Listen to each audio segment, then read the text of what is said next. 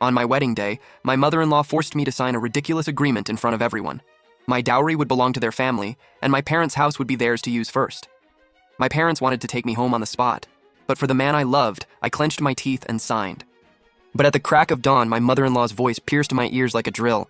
"Get up! The rooster's crowed 3 times and you're still in bed!" I opened my eyes, still half asleep. The wedding night pranks had kept us up until midnight. I nudged my husband, Gu Jianjun, beside me. He was still fast asleep. My mother-in-law banged on the door twice more. "You hear me? Feed the donkey first, then light the stove and make breakfast. The whole family's waiting. Sleeping in on your first morning as a new bride? If word gets out, maybe you won't be embarrassed, but I will." I gritted my teeth, got dressed, and went outside. The donkey was tied by the trough. Shivering, I poured in feed, then my mother-in-law ordered me into the kitchen to start the fire. The firewood was damp. I blew on it forever, coughing until tears streamed down my face.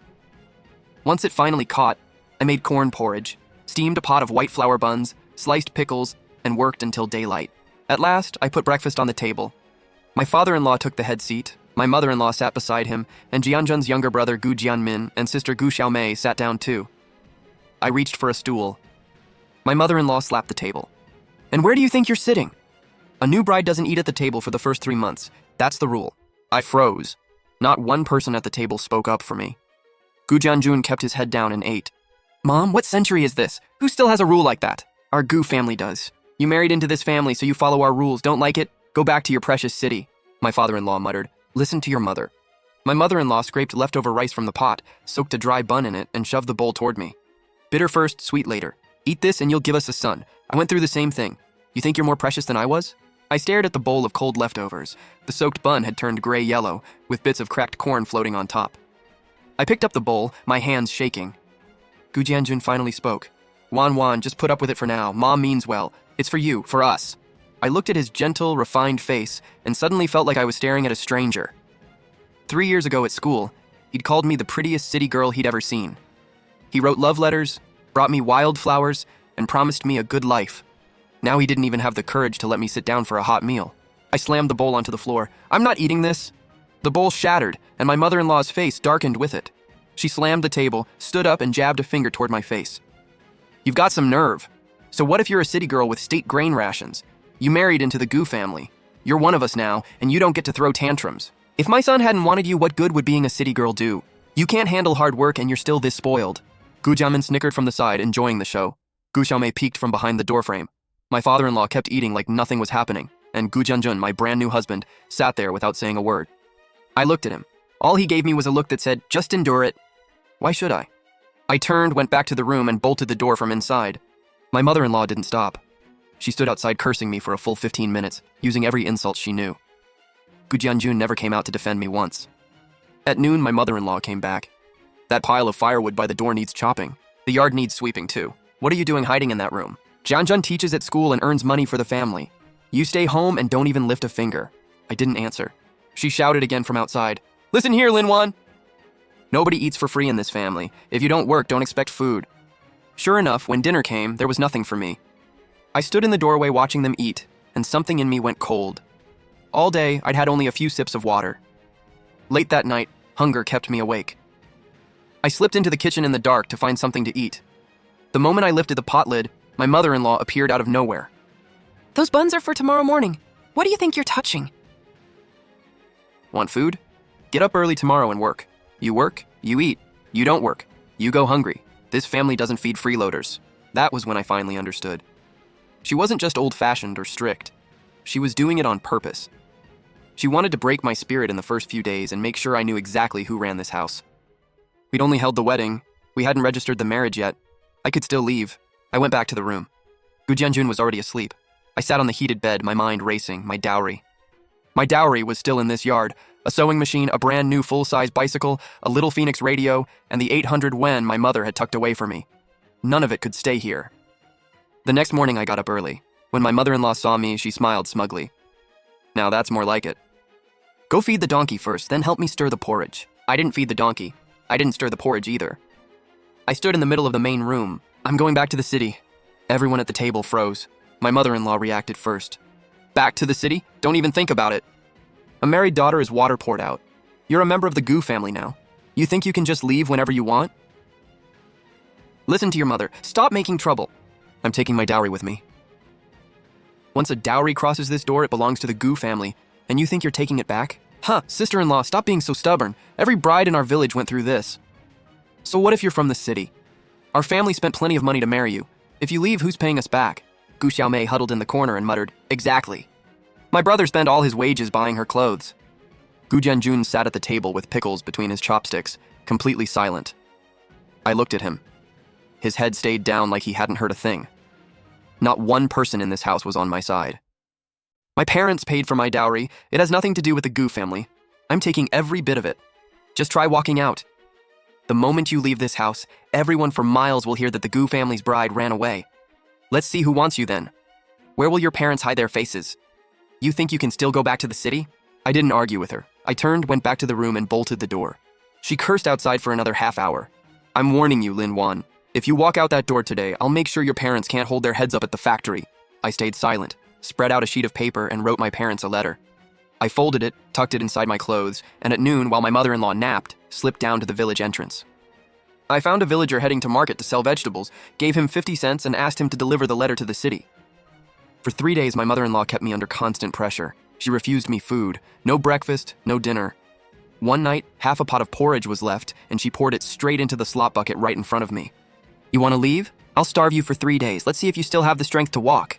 When Gu Jianjun came home from school, he noticed there was no bowl for me by the stove. He frowned, then came into the room. Wan, just swallow your pride. Apologize to Mom and she'll feed you. Gu Jianjun, your mother is refusing to feed me. You can see that. I talked to her. She has a temper. Don't take it personally. You talked to her? What did you say? I told her you grew up in the city and aren't used to coarse food, so she should make something separate for you. I stared at him, waiting for the next sentence. There wasn't one. He turned and walked out. He came back with a bowl of corn mush and set it on the edge of the bed. Eat something first. Don't make yourself sick from hunger. I looked down. The rim was still greasy from old leftovers. The porridge had been sitting on the stove all day, stone cold. Don't overthink it. Mom's just angry. Eat a little for now. I pushed the bowl back. I'm not eating it. Take it away. Why do you have to be so stubborn? Gu Jianjun, your mother starves me and your solution is to bring me a bowl of old porridge? He fell silent. He stood there holding the bowl for a moment, then turned and left. The door closed behind him, and I heard him sigh outside. At dawn on the third day, I heard a truck engine outside. I looked through the window. My father, Lin Jianguo, had come. 2 of his coworkers jumped down from the truck with him. My father's face was dark with anger. Without saying a word, he strode into the yard. My mother-in-law rushed out of the kitchen. She froze when she saw my father, then immediately planted her hands on her hips. Oh, my dear in-law, what brings you here? Your daughter has it wonderful here. She doesn't have to work the fields or do a thing. My father ignored her and walked straight into my room. When he saw me propped against the bed, pale-faced with cracked lips, his hand trembled. We're leaving. Home. Then he turned around and started moving my things. The sewing machine, bicycle, transistor radio, and the red-painted camphor wood chest I'd brought with me. The workers carried everything to the truck, load after load. My mother-in-law blocked the sewing machine, pressing both hands on it. What do you think you're doing? This belongs to the Gu family. Once a dowry comes through our door, it's ours. Try moving it and see what happens. My father yanked the sewing machine out from under her hands and shoved it toward his coworker. Since when did something I bought for my daughter become Gu family property? Your daughter married into this family.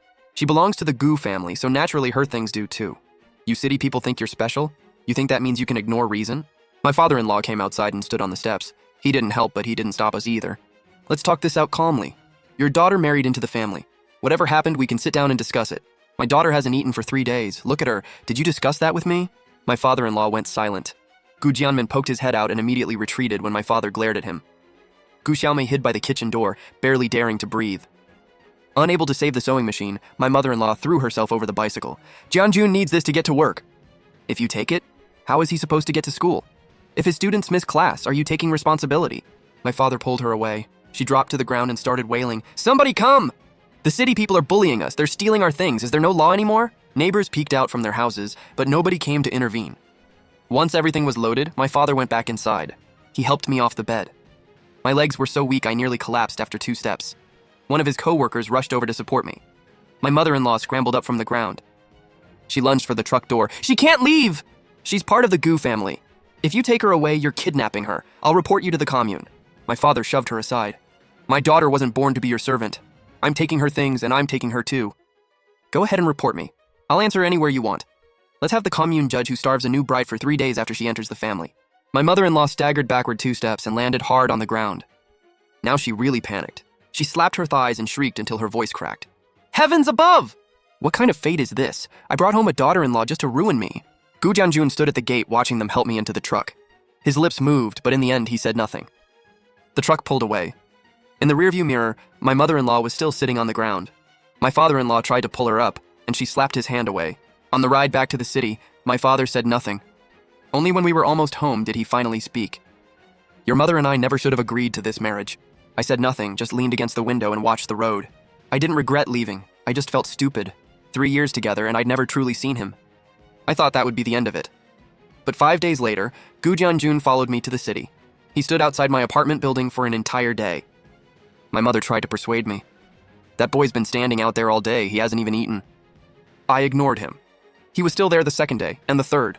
The neighbors started talking, and eventually my mother couldn't take it anymore. Wanwan, go downstairs and see him. Whatever happens, at least hear him out.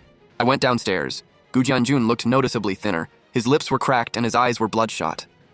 Wanwan, I was wrong. I failed to protect you. You know what my mother is like? She's old-fashioned. Look, I even wrote you a guarantee. I promise to treat my wife well. I promise Mom won't bully her. I promise you won't have to do heavy work. Look, I even put my thumbprint on it. My mother softened and pulled me inside to talk. At least the boy sounds sincere. But with a mother like his, marrying back into that family means suffering. Ever since the wedding night, the more I thought about things, the more something felt off. When Gu Jianjun pursued me at school, he'd been almost too intense, asking how many people were in my family, what kind of home we had, which factory my father worked at, whether our household got state grain rations. It was practically a background check. Back then, I hadn't thought much of it. Looking back now, every question sounded less like curiosity and more like reconnaissance. I decided to give him a 3-month trial period. Not because I'd softened, but because I wanted to find out what he was really after. Fine, I'll give you 3 months. I won't go back to the village during that time. Come see me once a month and show me you're serious. Gu Jianjun agreed immediately, thanked me over and over and left. I watched him walk away from upstairs and thought, Gu Jianjun, whether your feelings are real or not, I'll know soon enough. During the first month, Gu Jianjun came twice, loaded down with bags each time like he wanted to bring the whole village with him. He poured tea, fixed my father's faucet, cleaned windows for my mother. Perfect behavior, not one complaint. My parents' attitude toward him visibly softened. After dinner one day, he stood on the balcony looking at the apartment blocks across the way. Wanwan, your place is really spacious. When my parents get older, there'd be plenty of room if they came to live in the city too, right? He realized immediately that he'd said too much and rushed to add, I was just talking. I didn't mean anything by it. For 3 years, he'd made too many little casual comments like that. Love had blinded me before. Now that I was listening clearly, every one of them stung. Another time was even worse. While helping my mother wash dishes, he casually steered their small talk toward factory hiring. Mom, I heard the factory is hiring temporary workers. Several young people from our village want to come to the city, but they don't have any connections. If my brother Jianmin could get a job at the factory, that'd be great. There's no future for him in the village. Mom, could you maybe ask around? My mother looked at him without answering. Realizing he'd pushed too far, Gu Jianjun laughed and quickly changed the subject. Every visit, he slipped something in. Sometimes it was Jianmin's job. Sometimes it was Xiaomei's household registration. He never pushed hard, but every comment tested my family's boundaries. In the second month, he came again. My mom made these pickles herself and told me to bring them as an apology to Wanwan. I opened the jar. They were so salty they were almost inedible, but he sounded sincere, so my mother accepted them. Your mother was thoughtful. That evening before he left, he took my hand and lowered his voice. Wanwan, 3 months is too long. I think about you every day while I'm teaching. Why don't you come back early and we register the marriage first? People in the village keep saying that without the certificate, we're not really married. My chest tightened. The marriage certificate again. Before, I'd thought he was simply eager. Now I realized it wasn't love making him rush. He was afraid I'd escape, afraid the prize he thought he'd caught would get away. I smiled without agreeing or refusing. Let's wait a little longer, no rush. Near the end of the second month, my mother asked me to take a return gift to Gu Jianjun. He worked as a locally hired teacher at the township primary school and lived in a dorm behind the school. He was teaching when I arrived. I waited in his dorm. It was tiny. 1 wooden bed, 1 desk, books and exercise books piled everywhere. I decided to tidy up and put some of them into the cabinet. When I reached inside, my hand hit a metal cookie tin. I opened it and found a stack of letters, 7 or 8 of them, all written by my mother-in-law. There was one for every stage of my relationship with Gu Jianjun. I sat on the edge of the bed and read them one by one. The farther I got, the colder my hands became. The first letter said, I heard that city girl has an urban grain ration household. Her father is a factory official, and the family has a brick apartment. This marriage has to happen. If it does, our whole family will have a future. The second letter was even more blunt. Keep her attached to you. Once you're married and registered, don't let her transfer her household registration here. That's a waste. Find a way to move our people into the city instead. If Jianmin and Xiaomei can convert their rural registrations to urban ones, they'll never have to scrape a living from the fields again. The third letter started calculating my dowry. The sewing machine was worth at least 300, the bicycle 200, the radio over 100, plus the cash my mother had given me. Once those things came through the door, the letter said they belonged to the Gu family. If she ever asked for them back, say they were offset against the bride price money.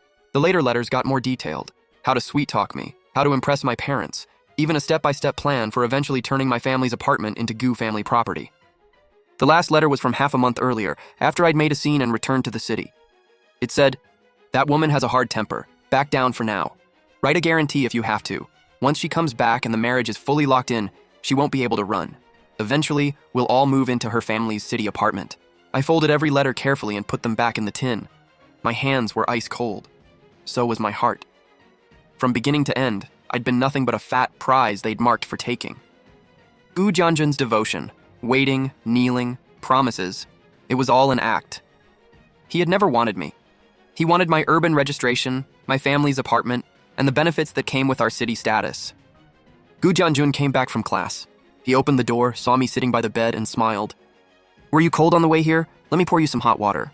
He fussed over me, pouring water and asking if I was comfortable. Looking at that gentle smile for the first time, I saw his face as a mask with calculation underneath. I took the cup and smiled. "Jianjun, I've been thinking, 3 months is too long. I want to go back to the village early and meet the relatives properly." His eyes lit up, but he quickly tried to hide how excited he was. "Really? That's great. But are you sure? You wrote that guarantee, didn't you? I trust you." He grabbed my hand, deeply moved. I held his too, but inside I was colder than a river in the dead of winter. "Gu Jianjun, you schemed against me. I'll make you pay for everything. Just not yet.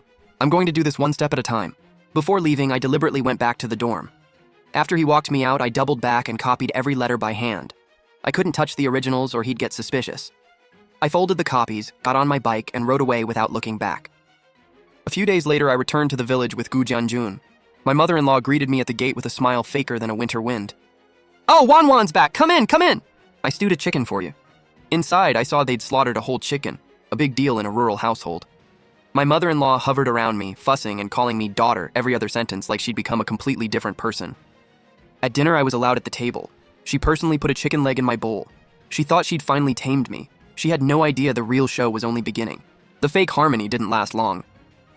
Halfway through dinner, my mother-in-law casually changed the subject. "Wanwan! Jianjun teaches at the school, but the pay isn't much. Your father is a factory official. Could he help Jianjun find a job in the city? If Jianjun moved to the city, you two could finally live together, right?" I kept eating and smiled. "Mom, there's no rush. Jianjun's doing fine at the school. He can stay there for now." She immediately added, "And Jianmin isn't young anymore. Could you see if your father knows of any factory openings?" "Even an apprentice position would be fine. We're family. We should help each other." I laughed coldly inside.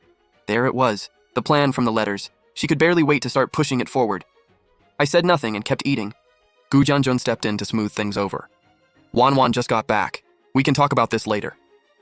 That night, something even more disgusting happened. Back in our room, Gu Jianjun suddenly wrapped his arms around me. He leaned close and whispered, "Since you're back, let's register the marriage. I already checked. The commune office is open tomorrow. We can go finish the paperwork." My chest tightened, but I didn't show it. "What's the rush? Let's wait until after New Year. We can't wait. It only counts once we're registered. People in the village keep gossiping that we had the wedding banquet but never got the certificate, so it's basically like we're not married." He sounded completely sincere, his eyes full of affection. But all I could hear were the words from that letter. Once the marriage is registered, she can't run. Her family's apartment will be ours sooner or later. I smiled and leaned closer into his arms. "Okay, we'll do it in a couple of days." In the dark, my eyes stayed open, clearer than ever. Register the marriage? In his dreams. I had something much more important to do first. At the table the next day, my father-in-law Gu Jianmin and Xiaomei were all there. I picked up my cup and toasted them one by one. "Dad, here's to you. Jianjun and I will take good care of you from now on." My father-in-law grinned. Then I turned to Gu Jianmin. "Jianmin, I heard you've been working with the production brigade. Must be hard work." Gu Jianmin chuckled awkwardly and scratched his head. Then I casually added, "By the way, Jianmin, didn't you work at the commune grain station before? Jianzhen told me you were a hard worker and everyone there praised you." The color shifted in Gu Jianmin's face. "Not for long, I just helped out for a few days." My mother-in-law hurriedly changed the subject. "Come on, eat, enough talking." I quietly memorized the whole family's reaction, so something really had happened at the grain station. I wouldn't tear that wound open yet. I'd save it.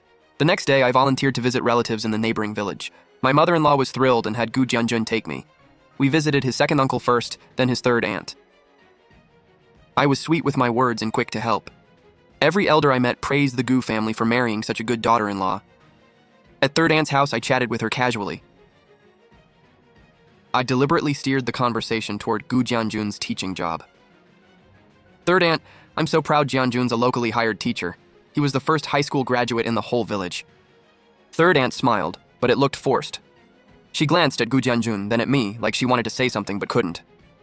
I pressed gently. "Third aunt, what's wrong? Is there something you're not telling me?" She hesitated for a long time. "Nothing. It's not really a big deal." Gu Jianjun's expression shifted. He quickly cut in. "Third aunt, don't pay attention to Wanwan's questions." I smiled and stopped asking. On the way back, I said my stomach hurt and told Gu Jianjun to go ahead. Then I quietly turned around and went back alone. Third aunt was shocked to see me again. She shut the courtyard gate and pulled me into the back room. I said, "It's just us now. You had something else to say, didn't you?" She sighed. Wanwan, Jianjun's teaching position was taken from Zhou Danyu. My heart tightened, but my face stayed calm. Zhou Danyu?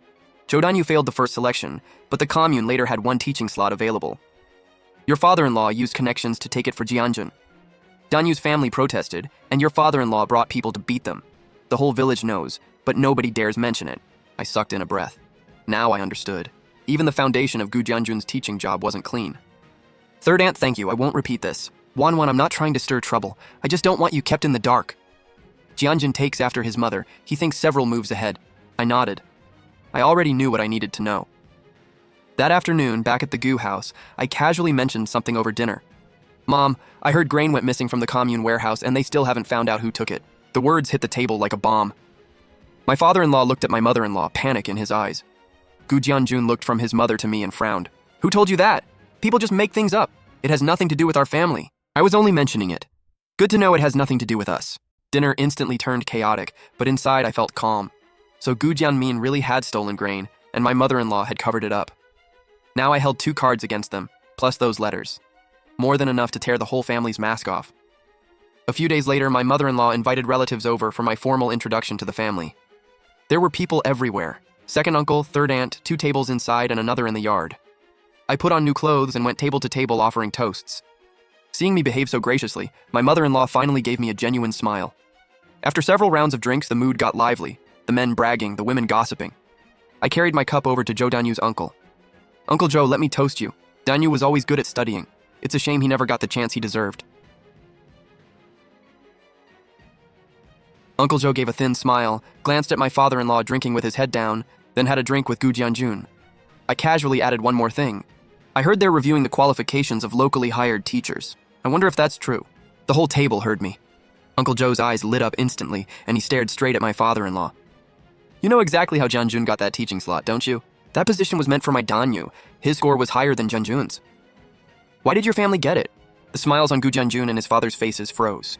Danyu had swallowed this frustration for years. He was still digging a living out of the fields. If your family hadn't stolen that teaching slot, he'd have a secure teaching job too. Uncle Zhou got more worked up with every word. Zhou Danyu stood up too. "Gu Jianjun, how much did your family pay the production brigade? My score was higher than yours. Why did you get the slot?" The relatives started whispering among themselves. My mother-in-law panicked. "Nonsense! My son earned that job. Your Zhou family is just jealous and here to make trouble." Uncle Zhou wasn't buying it. "Then let's ask the commune to judge. They still have the old test records. Pull them out and we'll know the truth." I sat in the corner cracking sunflower seeds, looking completely innocent. Gu Jianjun gave me a complicated look. He probably suspected I'd stirred this up, but he was too busy smiling and trying to calm everyone down. But a few nice words weren't putting out the Zhou family's fire, so I casually added a little more fuel. "Everyone stop arguing. I heard the commune is reopening the grain depot theft case. Someone reported it, and investigators will be here soon."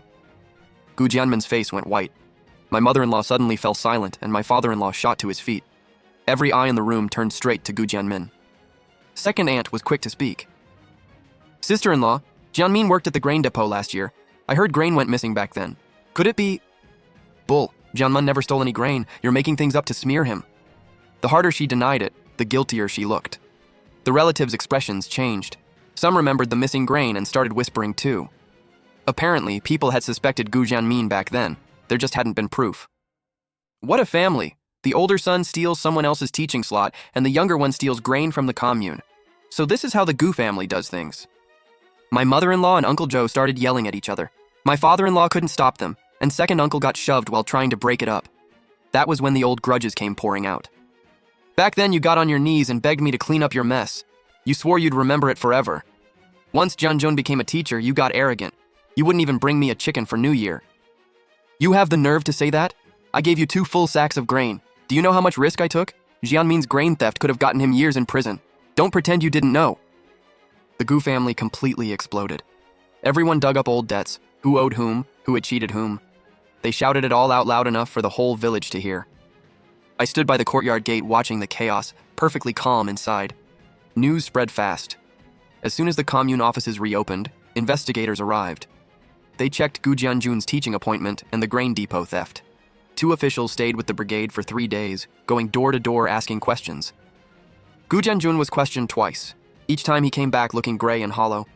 My mother-in-law stayed home cursing everyone she could think of. When she started on me, Gu Jianjun stopped her. Enough. Cursing people won't change anything. The commune's findings came quickly. Gu Jianjun had gotten the teaching slot through connections, so his qualification was revoked. Gu Jianmin's grain theft was also confirmed, and he was taken away for investigation. Losing that village teaching job crushed Gu Jianjun. For a young rural man, teaching had been his one real path upward. Without it, he was just another farmer. Urban residency, state grain benefits, even my family's city apartment. Every dream vanished. When he came home, I was airing quilts in the courtyard. His eyes were bloodshot as he rushed over and grabbed my arm. Was this you? I ripped my arm free. What exactly did I do? You deliberately stirred up the Zhou family, and you planned the grain depot thing too, didn't you? I looked at him calmly. Gu Jianjun, don't you know what you did? You stole the teaching slot. Your brother stole the grain. What does any of that have to do with me? What you should explain is why you married me in the first place. He froze. I pulled out copies of the letters and spread them in front of him, page by page. Recognize these? Letters your mother wrote you. From the very first one, you were calculating how to get my urban registration, my apartment, and my grain benefits. All that sincerity when we dated was an act. Gu Jianjun, what was I to you? A cash machine or a sheep waiting to be fleeced? Gu Jianjun's face went red, then white. He lunged for the papers. You went through my things? I didn't just read them. I copied every one. The originals are in the metal box in your dorm, and I have the copies. We can compare them anytime. Oh, and I've already mailed the contents to the County Education Bureau. They'll keep investigating how you got that slot. Gu Jianjun completely broke down. Linwan, you ruined me! You ruined my whole life! My mother-in-law rushed out and burst into tears. What did I ever do to deserve this? Linwan, you jinx! You came here to destroy the Gu family. Gu Jianjun lost control. His eyes were red as he charged at me like he wanted to hit me. I turned and headed straight for the village entrance. Linwan, you can't leave. Come back and explain yourself. He shouted behind me, angry, desperate, and just a little panicked. I never looked back. A long-distance bus to the county town was waiting at the village entrance. I hurried over, bought a ticket, and got on. Get off that bus! The conductor frowned and shouted, What are you doing? Trying to get yourself killed? The driver hit the gas and the bus shot forward. Gu Jianjun stood in the dust, getting smaller until he was just a dot. As the bus rattled toward town, I closed my eyes with one thought looping in my head. Go home. Just get home first. It was completely dark when I got home. Mom opened the door and froze when she saw me. My face was pale enough that anyone could tell something had happened. Dad rushed out, and the second he saw me, his eyes turned red. Did the Gu family hurt you? I couldn't say a word. I fell into Mom's arms and started crying. It wasn't hurt feelings, it was delayed fear. When Gu Jianjun charged at me, if the neighbors hadn't arrived in time, I don't know what would have happened. 3 years together, and in the end, he was ready to hit me. I wiped my tears, pulled out another set of copied letters, and laid them on the table page by page. Mom, Dad, look at this. Dad read page after page, his face getting darker. By the 3rd page, he slammed the letter onto the table. That animal! Mom's hands shook after she finished reading, and her tears came back. Wanwan, we're not going back. Not even if it kills us. I was never planning to go back, but this can't end here. I couldn't sleep that night. Lying in the bed I'd slept in since childhood, I stared at the ceiling and kept thinking, what did the Gu family have left? Jianjun had lost his job. Jianmin had been arrested. Their reputation was ruined. But it still wasn't enough. Everything they'd once tried to get through me, they would never touch any of it. Early the next morning, I got moving. First, I went to the factory. The office director there, Director Sun, was an old army buddy of my dad's. I borrowed a tape recorder from him, plus a recently discharged co-worker to drive me around for 3 days. Meals and cigarettes were enough payment. Director Sun agreed immediately, then asked, Shaolin, who are you going after? Need me to help? I smiled. No, I'll handle it myself. Once I had the recorder in a car, I went to Third Aunt. She was feeding chickens in the courtyard. The second she saw me, guilt flashed across her face and she nearly dropped the grain basket. Ooh, Wanwan, why are you here? Third Aunt, I need a favor. At that family banquet, you and second uncle said a lot while arguing. I want you to record those same words for me. Third Aunt went pale. No, we were angry. You can't take those words seriously. Third Aunt. I put 20 yuan in her hand. I know your oldest grandson starts middle school this year and you still haven't covered the fees. This is enough for a semester. Record it for me, and I won't tell anyone the statement came from you. She stared at the 20 yuan for a long time. Finally, she bit her lip and nodded. Then I went to second aunt. She was much easier to convince. She already hated my mother-in-law, so the moment she heard I was going after the Gu family, she agreed without hesitation. Wanwan, you've got guts. That old woman should have been taught a lesson years ago. In front of the recorder, she spilled everything. How my mother-in-law had once begged my father-in-law to cover up the mess, and how she dodged repaying those 2 sacks of grain. On the third day, I went to the grain depot. The manager, Ma, gave me a strange look. Gu Jianmin's theft had just been exposed, and as depot manager, Ma couldn't escape blame for poor supervision. He'd been under huge pressure for days. I wasn't there for a recording. I wanted something else. Manager Ma, how much grain did Gu Jianmin steal? He wiped his forehead and dodged the question. We're still checking. We don't have the final number yet. I calculated it for you. I pulled out a sheet covered in numbers. Gu Jianmin worked here for 4 months. Each month, 10 sacks of corn and 5 sacks of wheat went missing, plus some other grain. At the prices back then, that's over 300 yuan. That's serious enough to count as a major case. Manager Ma went pale. How do you know all that so clearly? Just a guess, I smiled. Check the books. I doubt I'm far off. Manager Ma, you don't want this getting any bigger, do you? Jianmin's already in trouble. As the manager, you could be blamed for failing to supervise him. But if you can show the Gu family repaid the grain, or that you actively tried to recover it, your responsibility gets a lot smaller. His eyes lit up. You mean, make the Gu family repay the grain in cash. A little over 300 yuan may not sound like much to a city family, but the Gus couldn't scrape it together even if they sold everything. If they can't pay, go to their house and seize property. Take whatever can cover the debt. Then you'll have a documented recovery effort, and the people above you will go easier on you. As for me, I paused. I just want the Gu family to learn that scheming against people comes with a price. Manager Ma stared at me for nearly half a minute. You're ruthless, girl! I smiled and said nothing. 3 days later, Manager Ma took 2 men to the Gu house. Third Aunt told me what happened later. The Gu family had barely had 2 quiet days. My mother-in-law was in the courtyard loudly cursing me when Manager Ma pushed open the gate. The second she saw him, her face went white. Her mouth stayed open, but the insult stuck in her throat. Sister, we've finished the accounting for the grain Jianmin stole. It's 326 yuan. Add loss and handling costs, and we'll round it to 350. Pay within 3 days, or I'll send people to take property. My mother-in-law exploded. 350? Why don't you just rob us? I couldn't come up with that even if I sold everything we own. Manager Ma handed her an itemized sheet in a businesslike manner. Here's the breakdown. Read it yourself. You have 3 days. After that, no extensions. Gu Jianjun came out of the house, his face dark as a storm. Manager Ma, we don't have the money. Then I'm sorry. Manager Ma slapped the paper onto the table. 3 days from now, I'm coming to take property. After he left, the Gu house erupted again. My father-in-law finally said, sell the grain. Sell whatever grain we have stored and sell those silver bracelets of yours too. My mother-in-law refused, wailing that the bracelets were part of her dowry and she'd rather die than sell them. Gu Jianjun sat at the table without saying a word. Finally, Gu Xiaomei timidly suggested, what if we borrow it? My mother-in-law spat. Borrow from who? Who in this whole village would still lend our family money? Under Manager Ma's collection order, the Gu family was stripped down to reality. 350 yuan wasn't a fortune to city people, but for a rural family whose teacher's son had just lost his job, whose other son had been arrested, and whose name was ruined, it was the final straw. 3 days later, Manager Ma returned with men. The Gus couldn't pay, so he had property removed.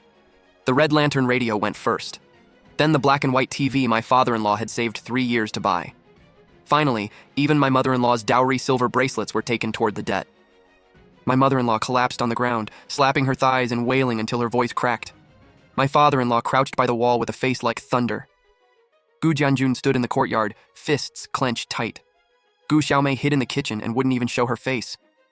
By the time they finished, half the courtyard looked empty. As manager Ma left, he said, "The debt is settled. Jianmin's case isn't. If he gets sentenced, he gets sentenced. If he gets locked up, he gets locked up. Wait for official notice."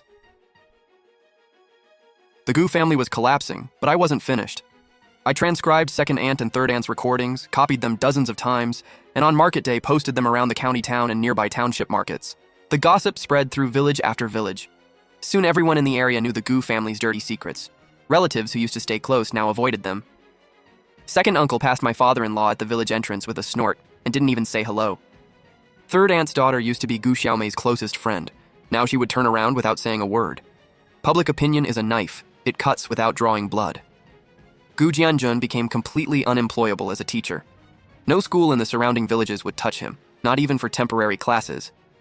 He tried the next township, but they waved him away. "We've heard about you. We're a small place. Someone as important as you is too much for us." After sitting at home for half a month, he couldn't take it anymore. He found a construction site hiring helpers to carry cement and bricks for 2 yuan a day, less than half what he'd made teaching. He hesitated for 2 days, then took the job. By the third day, his hands shook so badly at dinner that he couldn't hold his chopsticks. My mother-in-law cried watching him. Gu Jianjun said nothing and kept his head down as he shoveled food into his mouth. Seeing her son like that, my mother-in-law launched into another round of shouting at the heavens. "God, are you blind? The Gu family has lived honestly for generations. Why are you doing this to us?" Heaven didn't answer. My father-in-law's health gave out too. He already had chronic stomach trouble, and all the stress made it flare badly. The family urged him to see a doctor. He waved them off. See a doctor with what money? When the pain got bad, all he could do was grit his teeth. Gu Xiaomei was only 16 and had been in middle school in town. After the scandal, she couldn't stay. Everyone knew her family's story. "Your brother stole someone else's job. Your other brother stole grain." Her face burned red. She couldn't answer and ran home with her school bag.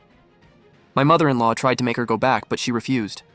"I'd rather farm at home than go back there and be laughed at." After 2 days of failed persuasion, her mother gave up. The Gu family was like an old rotten house that had finally collapsed, leaving nothing but debris. Then I heard one more thing. They were selling the house. Third aunt sent word to me. The day after manager Ma cleared out their belongings, the family ran out of grain. Jianjun had no salary, his father couldn't do heavy labor, and Xiaomei had quit school. With 4 mouths and no income, they could barely eat. My mother-in-law finally decided to sell the house and move back to the old mountain home. When third aunt told me, there was sympathy in her voice. "Wan, don't you think you've gone a little too far?" I was quiet for a long time. Truthfully, I hadn't expected the Gu family to fall this far. Scheming against people should have consequences, but I never planned on them selling their home and retreating to that old place. My original goal had only been to expose them and ruin their reputation. Nothing more. Mom saw me hesitate and squeezed my hand. "Wan, feeling sorry for them?"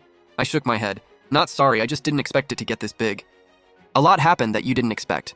But the Gu family's situation isn't your fault. Jianmin chose to steal grain. Jianjun got that teaching slot because your father-in-law pulled strings. You only exposed the truth. Where they are today came from their own choices, not yours." Dad agreed. "Your mom's right. If you'd kept quiet while they pushed you around, you'd be the one stuck in that old mountain house today." I thought about Dad's words again and again. The next day, I returned to the village and asked third aunt for one last favor. After hearing me out, she stayed silent for a while, then said, Wan, you're even tougher than your mother-in-law." "Third aunt, you've got me wrong. I'm not cruel, I have boundaries. The Gu family schemed against me and I fought back. That ends here. But Gu Xiaomei is innocent. She's only 16. Her whole life shouldn't be destroyed because of her family." What I wanted third aunt to do was give Xiaomei a way out. I asked her to tell the girl. Lin Wan spoke to manager Ma at the grain depot. They're hiring one temporary worker in town, with food and lodging included, for 15 yuan a month. Wan says you can take it on one condition. From now on, you stay out of your family's mess and you don't send your wages home, not 1 cent. That was my last mercy toward the Gu family, and my last kindness to Gu Xiaomei. Whether she grabbed the chance was up to her. Third aunt later told me Xiaomei wiped her tears and nodded. Not long after, the the Gu family's house was sold. A local Lee family bought it. They raised 30 pigs and had made good money, so they wanted land for a bigger home. The Gu courtyard was run down but well located near the village entrance. 3 mud brick rooms and half an acre of vegetable plots sold for 120 yuan. The moment my mother-in-law heard the price, she started crying. She clung to the doorframe and swore she'd never sell. My father-in-law crouched in the courtyard and muttered, "Won't sell?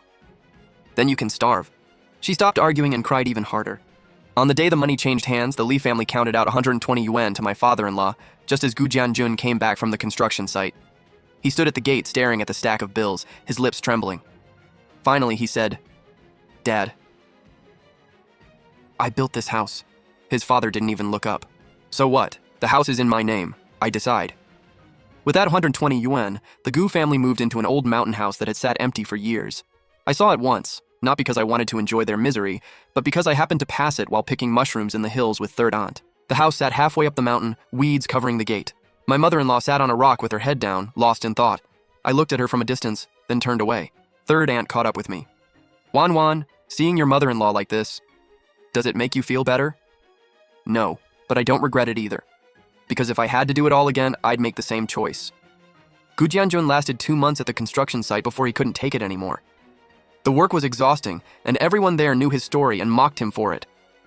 "Hey Gu Jianjun, heard you used to be a teacher.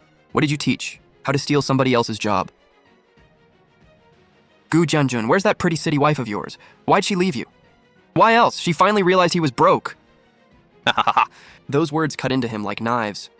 Gu Jianjun had never been humiliated like this growing up. He'd finished high school, and though he never made it to college, was still the most educated man in the village. As a village teacher, the pay wasn't great, but everywhere he went, people called him Teacher Gu. He'd married me, a city woman with an apartment.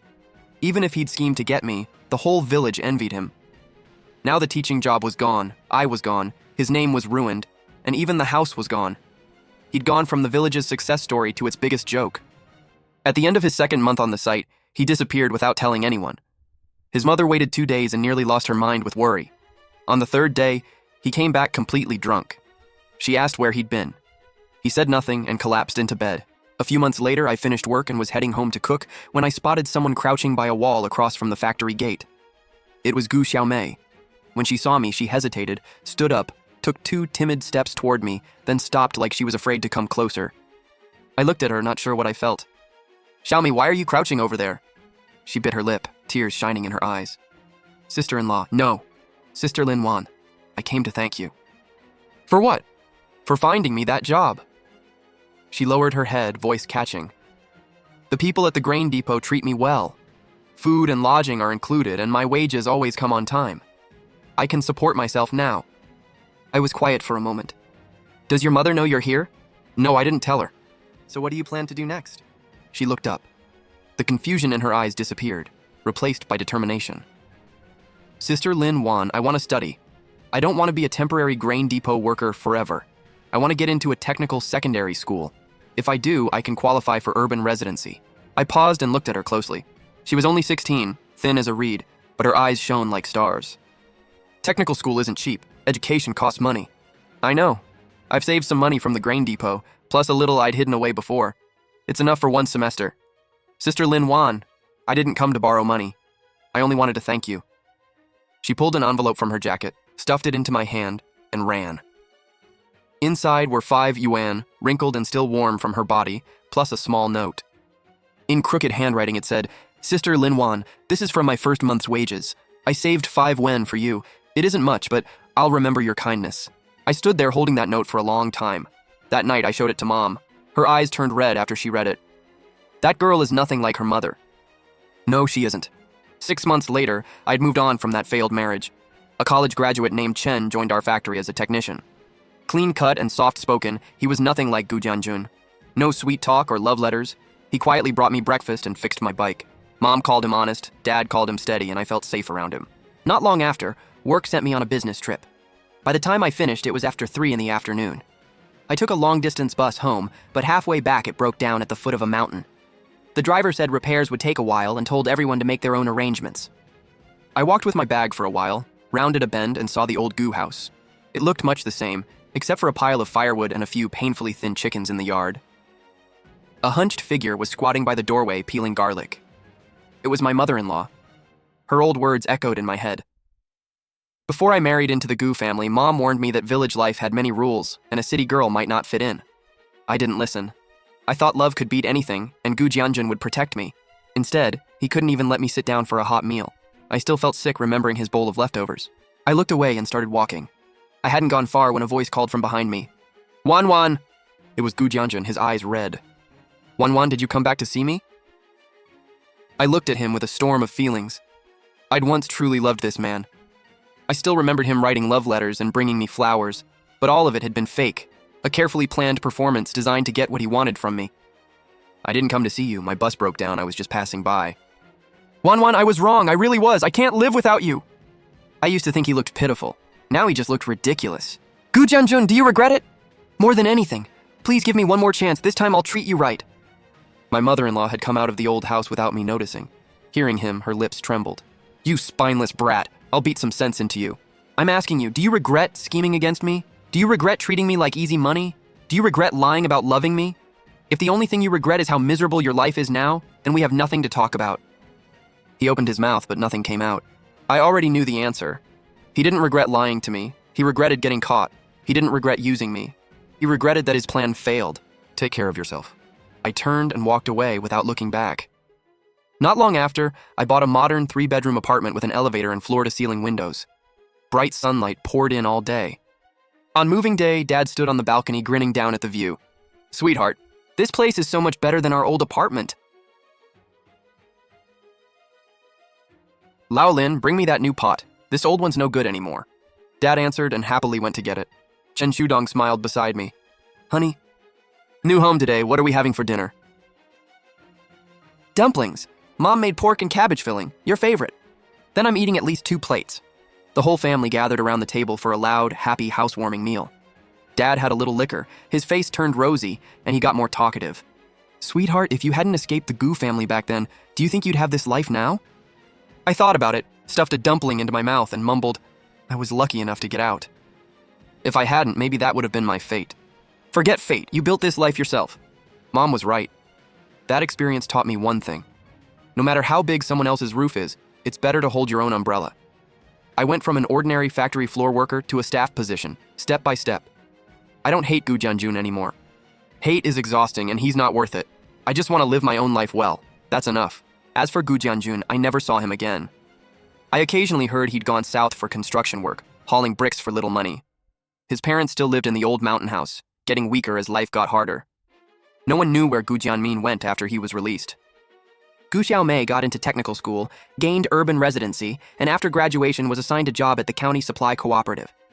She became the only Gu who truly made something of herself. On holidays, she'd send me a greeting. I'd reply with one word, received. She'd escaped that life. There was nothing else I needed to say.